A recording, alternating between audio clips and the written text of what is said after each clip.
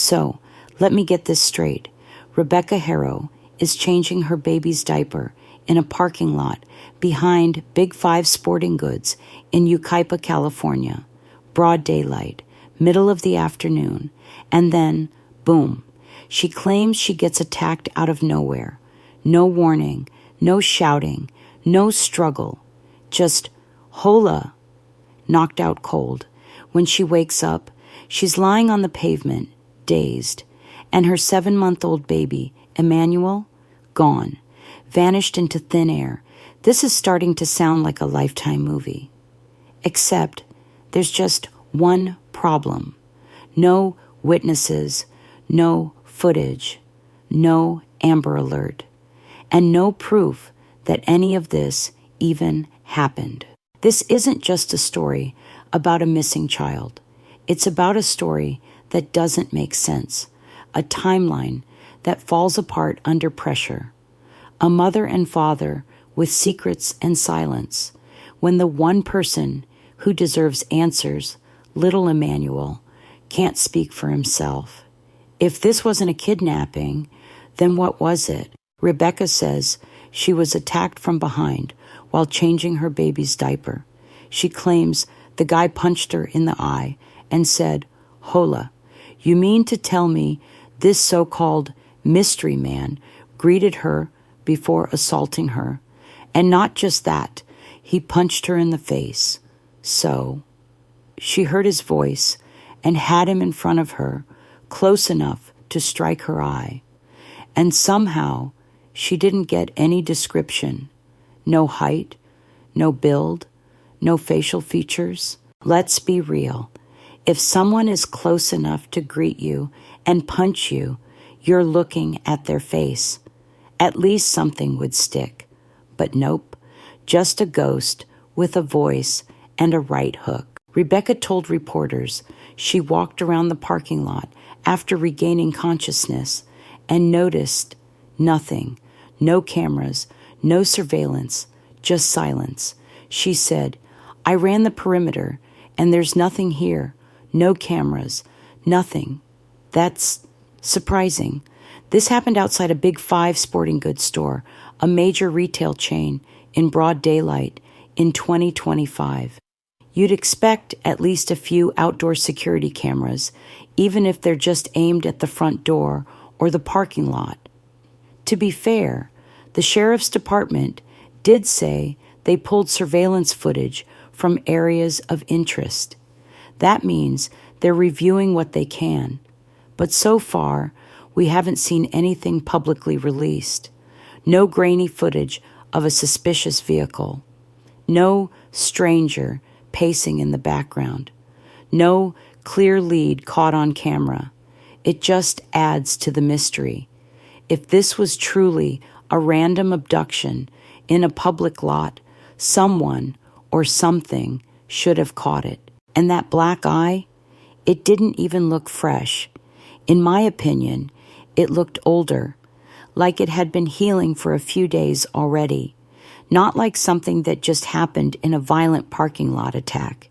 If someone really hit her just moments before the baby vanished. Where's the swelling? Where's the redness? Sorry, but that bruise looked more like leftover drama than fresh trauma. And her cries, they didn't sound desperate. They sounded practiced. The public noticed. The internet noticed. Even child advocacy groups started backing away from the case, saying something didn't feel right. And in my opinion, Rebecca looked scared, but not of some shadowy kidnapper. She looked scared of Jake. I think he gave her that black eye.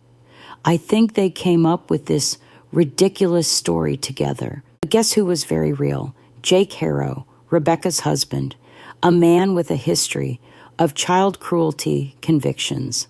Let that sink in. So the cops start pulling at the threads, and surprise, the whole thing starts to unravel. No attacker caught on camera, no eyewitnesses, not even a diaper bag out of place. Just a story that keeps wobbling. Then it escalates.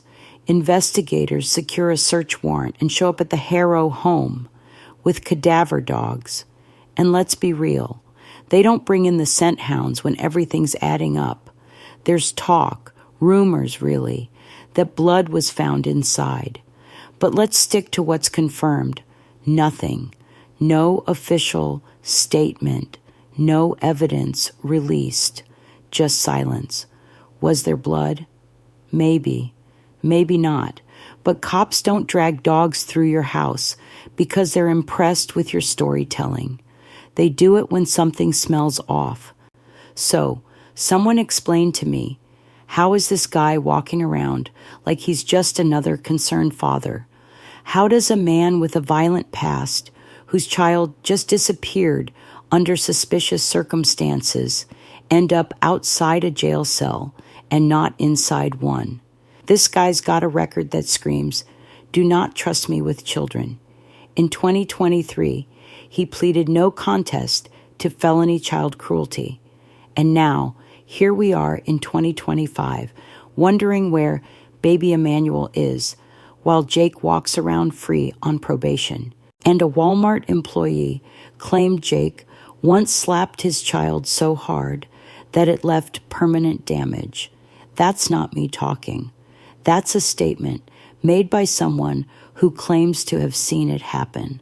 When asked to take a lie detector test, Rebecca Haro said, "No thanks." Oh, and then she lawyered up. She stopped talking to the police altogether. I understand that people have the right to remain silent, but if your baby was actually abducted, wouldn't you want to shout your truth from every rooftop? You wouldn't go full ghost mode. Oh, and there's even a rumor floating around that Jake Haro might be in the U.S. illegally. Maybe it's just a rumor, but in a case like this, every red flag feels louder. So, if this wasn't an abduction, then what happened?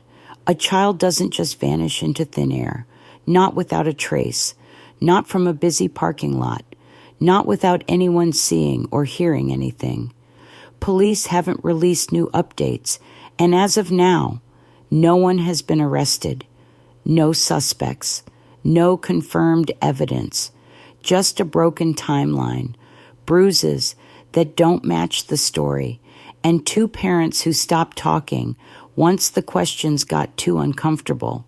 So, here we are. A baby is missing. The mother tells a story that's full of contradictions. The father has a history of child abuse.